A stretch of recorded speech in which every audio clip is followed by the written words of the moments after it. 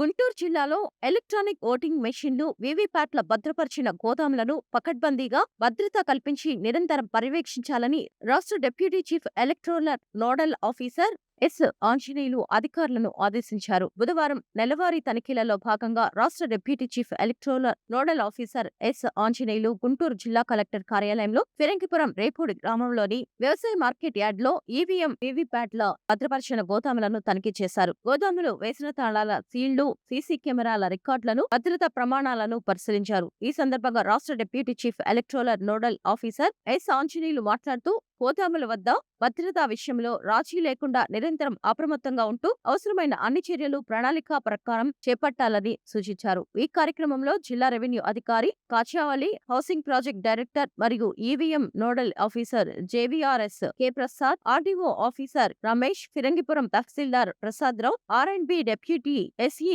హాజరతయ్య, deputy fire officer Krishnareddy, విద్యుత్ శాఖ నుంచి line inspector P. Anil Kumar, R and B electronic AE M. Leelakumar, revenue సిబ్బంది పాల్గొన్నారు.